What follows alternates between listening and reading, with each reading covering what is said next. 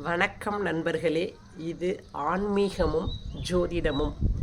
இன்றைய பதிவிலே என்ன பார்க்க இருக்கிறோம் என்றால், இதனால் இவன் முடிக்கும் என்றாய்ந்து அதனை அவன்கண் விடல் என்று வள்ளுவ பெருந்தகை கூறியிருக்கிறார் அல்லவா. அதற்கிணங்க யாரோடு சேர்ந்து தொழில் செய்யலாம் அப்படின்னு தெரிஞ்சுக்கிட்டு தான் ஒரு பிஸ்னஸையே நம்ம தொடங்கணும். திருமணத்திற்கு மட்டும் பொருத்தம் பார்த்தால் போதாது.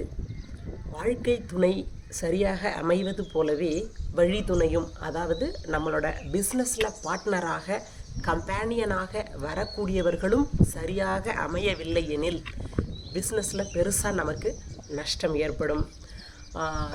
ஒரு ஈகோ கிளாஷஸ் ஆகலாம். முடிவுகள் எடுப்பதில் முன்னுக்கு பின் ஒரு முரண்பாடுகள் வரலாம்.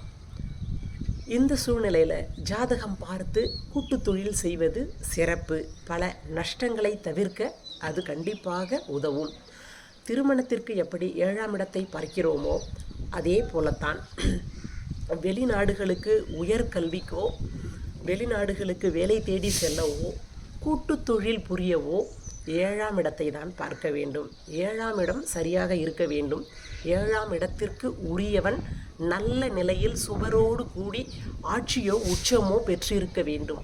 அப்படி இருக்கும் பட்சத்தில்தான் கூட்டு தொழில் சரியாக வரும். இல்லாவிட்டால் மண் குதிரை நம்பி ஆற்றில் இறங்கியதற்கு சமமாகிவிடும். எந்த ஒரு விஷயத்தையுமே வரும் முன் காப்பதே நலம். ஒரு உதாரணத்துக்கு இப்படி நம்ம சொல்லலாம். இப்போது ஒரு ஜாதகர் மேஷ ராசி, அஸ்வினி நட்சத்திரம். அவர் ஒரு மிதுன ராசியினரோடு சேர்ந்து தொழில் தொடங்குகிறார் என்று வைத்துக்கொள்வோம். அந்த தொழில் சிறப்பானதாக இருக்காது. மேஷத்திற்கு அதிபதி செவ்வாய், மிதுனத்திலே செவ்வாய் பகையாகிவிடும்.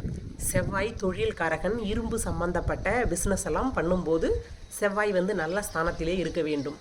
இப்போது இந்த மேஷ ராசிக்காரர் மிதுன ராசியினரோடு சேர்ந்து தொழில் செய்யும் போது அந்த தொழிலை வெற்றிகரமாக கொண்டு செல்ல முடியாது.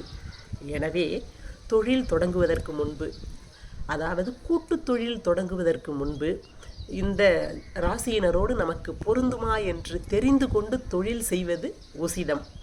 இந்த வீடியோ பதிவு உங்களுக்கு பிடிச்சிருக்கும்னு நம்புகிறேன்.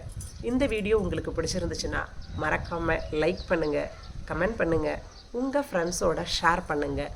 மீண்டும் ஒரு பதிவிலே உங்களை சந்திக்கிறேன். நன்றி, வணக்கம்.